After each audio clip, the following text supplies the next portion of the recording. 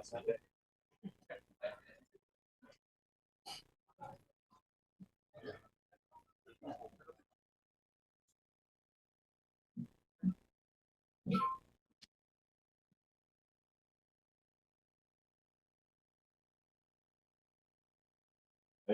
warahmatullahi wabarakatuh.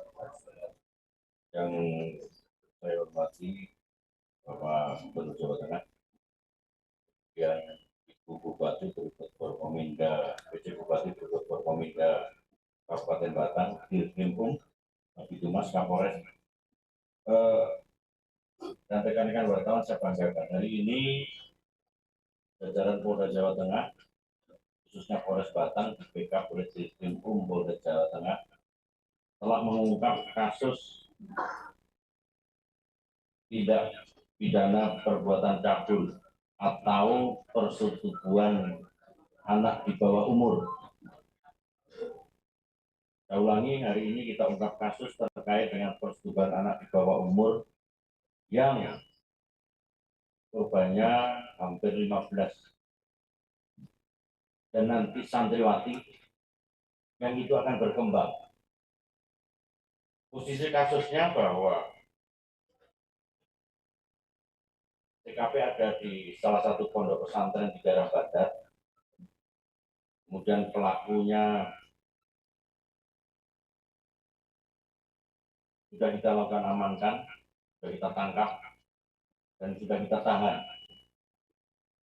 Jadi korbannya itu 14 santriwati, di mana 8 orang sudah kita lakukan visum et repertum positif, ada robek di objinnya.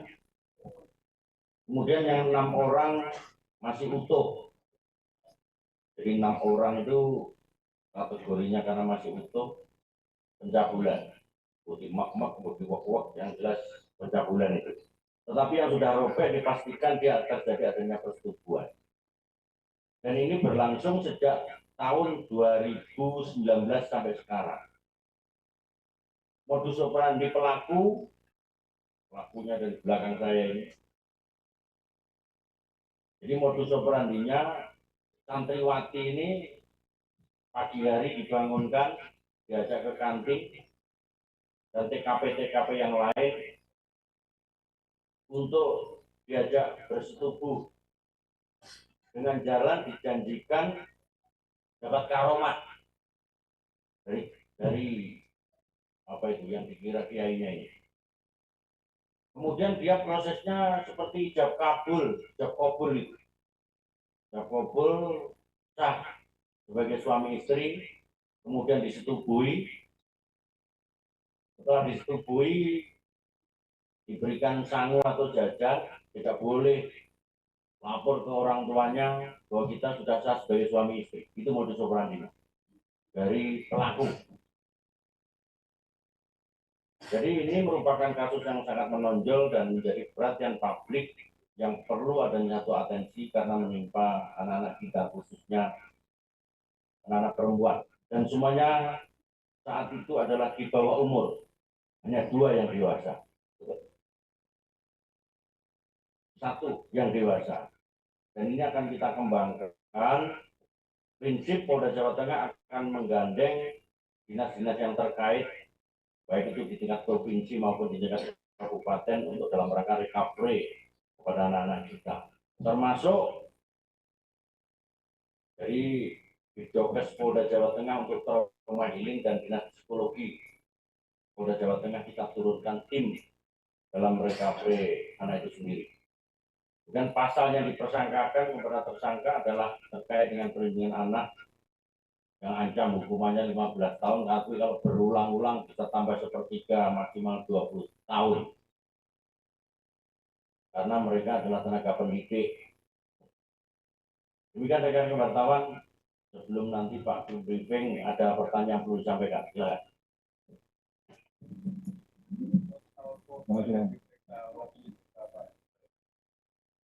Sudah kita periksa 15. Jadi barang buktinya, saya ulangi, coba tampilkan barang bukti Itu ada karpet, kasur, busung irene kabeh, kemeja, kaos lengan yang ada padanya pada saat yang bersangkutan melakukan tindak pidana. Itu sudah kita lakukan kita. Termasuk kita sudah melakukan olah TKP di sana.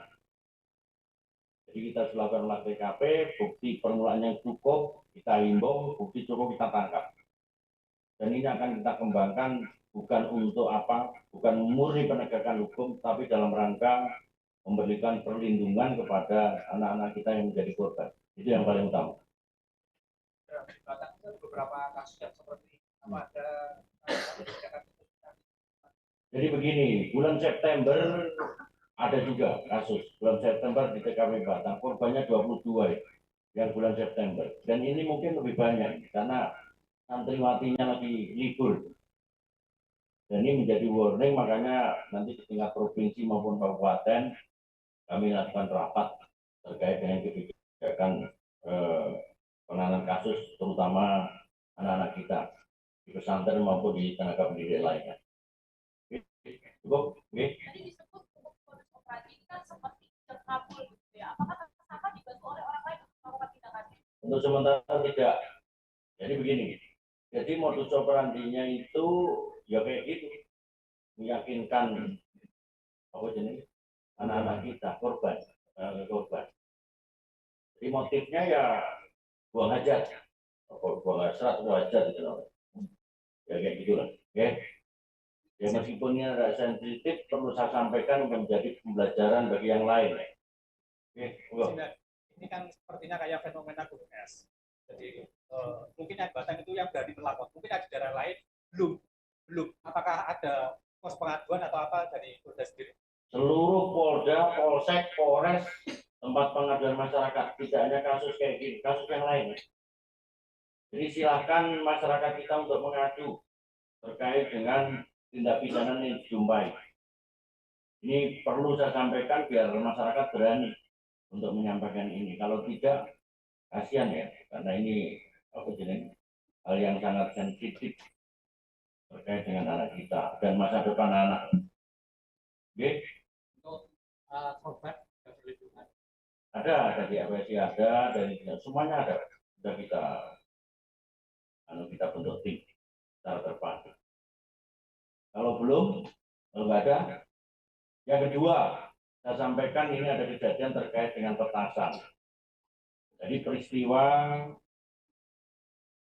tanggal 27 di Magelang, kita telah melakukan operasi KKYD. Jadi barang buktinya sudah kita lakukan disposal banyak sekali. Kemudian yang terakhir kemarin Jepara, Meledas lagi, dan terakhir lagi Kebumen, korbannya anak-anak. Dan pelakunya juga anak-anak, umur 17 tahun, pelajar. Meninggal. Jadi saya harapkan lewat teman-teman media, di samping para Babinsa, Babin Kamtipmas, dan lain mengadakan kegiatan-kegiatan penegakan hukum dan melakukan pembinaan. Saya minta tolong barangkali budaya terkait petasan itu betul-betul kita kikis untuk tidak mengganggu proses kegiatan Ramadan. Jadi tidak ada indikasi Ramadan identik dengan petasan yang justru mengancam jiwa. Di samping mengganggu ketertiban umum, mengancam jiwa orang lain dan diri sendiri. Jadi undang-undang kita darurat itu sebenarnya sudah diancam berat sekali. Karena budaya akhirnya mau nggak mau kita kejar-kejar, tidak cukup dengan penegakan hukum. Jadi lewat teman-teman media hari ini saya himbau untuk masyarakat kita untuk tidak main-main dengan petasan. Udah nyala belum sih? Sekarang buktinya luar biasa.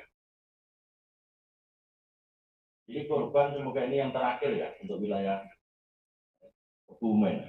Kebumen berbatasan dengan Cilacap. Rumahnya tersendiri, kemudian dia ngerakit sendiri, meletus. Oke, cukup ya, mungkin bagus ya. Terima kasih. Yang pertama, teman-teman, saya ingin mengapresiasi jajaran kepolisian, Polda dan Polres Batang, Jakarta dan Polres Batang. Cek. Tentang kasus wilayah Presiden, lalu tadi sudah mendapatkan pemaparan dari Pak Kapolres yang dengan sigap mengungkap ini. Dan tentu saja kami komunikasi dengan Bupati, dan jajaran Forkopimda. Terima kasih, ini pertemuan konkret dari lama sudah konkret. Terima kasih, karena buat kami ini serius. Kita itu perlu kita lindungi, bukan untuk dikerasi dalam kondisi apapun.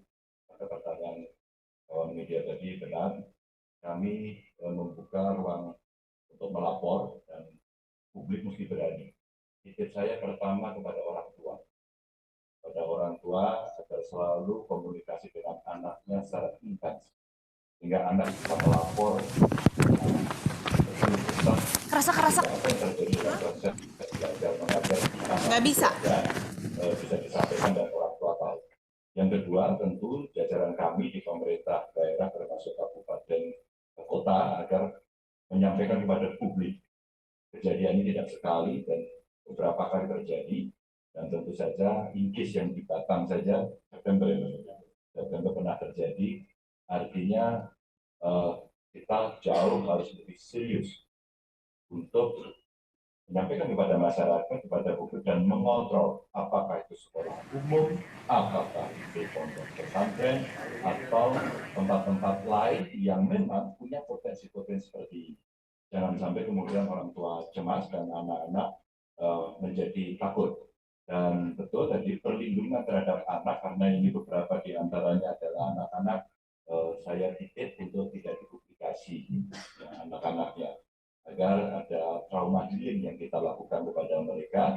Dan tentu saja kami akan melakukan evaluasi terhadap sekolah tersebut dan kita akan turunkan tim, karena ini di pondok pesantren kami akan gandeng Kementerian Agama agar kita bareng-bareng untuk bisa ngecek kondisi yang ada di sana untuk kita buat treatment dari evaluasi apakah model-model seperti ini masih layak untuk dilaksanakan proses belajar mengajarnya atau kita tutup, karena ini betul-betul tidak memberikan pembelajaran yang baik dan memberikan celah kepada siapapun, dan kita lupa mungkin tidak pernah berpikir bagaimana nasib anak-anak dalam kemudian hari.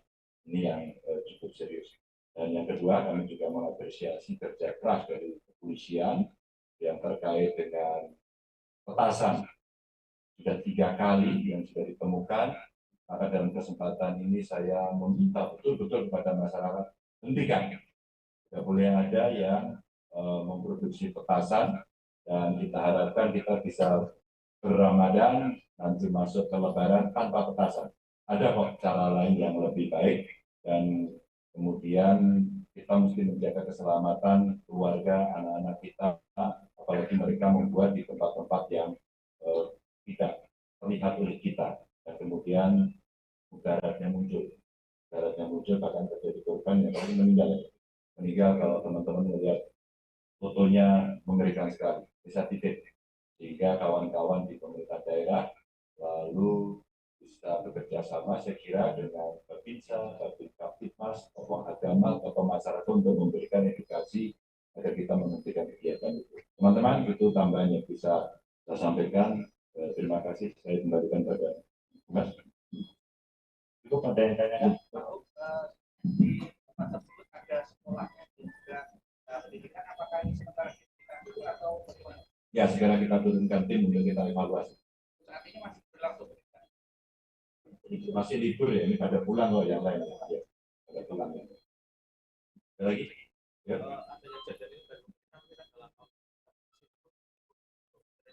Sama, tadi pertanyaannya kita akan evaluasi, kita akan turunkan tim. Kalau memang ini apa tidak lagi kita tutup.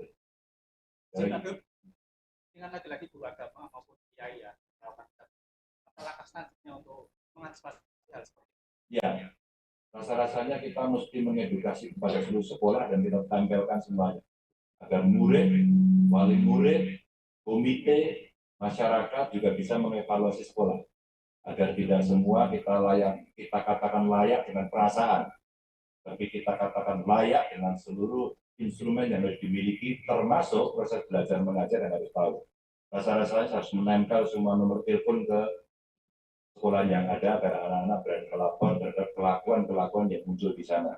Mungkin dari gurunya, mungkin dari temannya, mungkin dari orang luar yang ada di sana, dan ini tidak terkait dengan hanya asusila, tapi seluruh penyelenggaraan yang terjadi. Karena bullying juga terjadi di sana. Ada lagi? Cukup ya? Baik, terima kasih teman-teman semuanya. Selamat pagi, selamat menjalankan ibadah puasa. Assalamualaikum warahmatullahi wabarakatuh.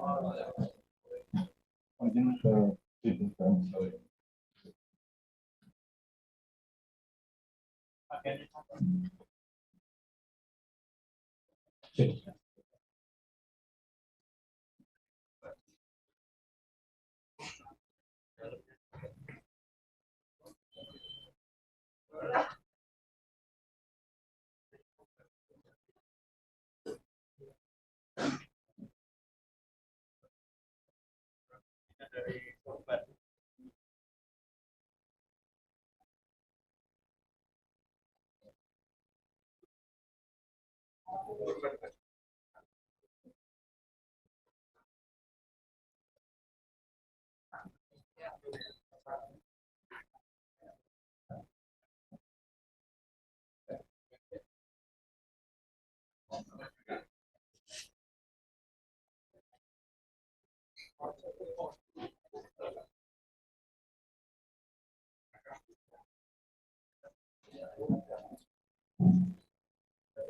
Punya anak.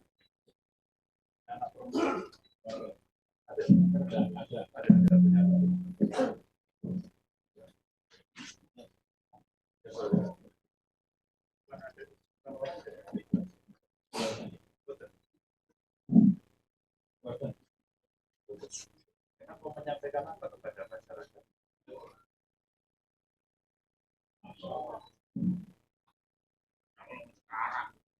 Jadi kan mau menyampaikan apa kepada masyarakat atas perbuatan sekarang? Jangan sampai kita bertanya, kenapa bertanya?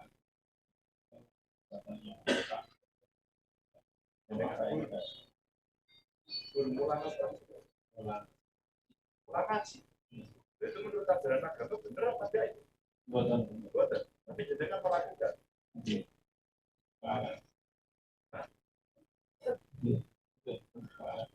Kelalaian. Masuk kelalaian belah badi. Kelalaian itu belah badi. Macam-macam ini jenengan dia nanti selatan ini. Guru dia nih. Pernah ngomong. Jenengan dia pernah ngajari ilmu ini kisah teman-teman.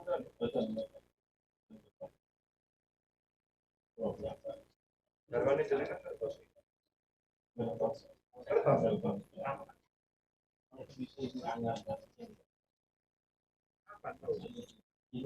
Dulu tahu nggak? Berapa korban sebenarnya Pak? Berapa korban sebenarnya Pak? Berapa korban jenengan aku saja ini Pak? Sudah tahu jujur aja. Kira-kira berapa? 15-an. 15-an. Oh yang sudah yang libur-libur itu. Yang libur-libur itu jenengan gitu kan enggak? Enggak. Berani bersumpah jenengan. Ya. Di siapa?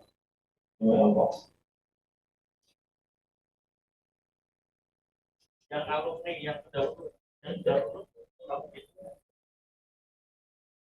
alumni kan yang sudah tamat, yang sudah lulus kan kamu gini ada sudah. Oh, ada berapa? Berapa? Dua. Satu enggak dua. Dua apa tiga? Benar, benar ya. Ada dua kan. Lali wonge rasane lali.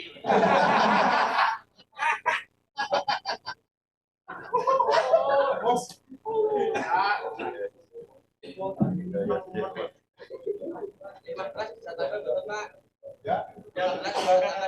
Yang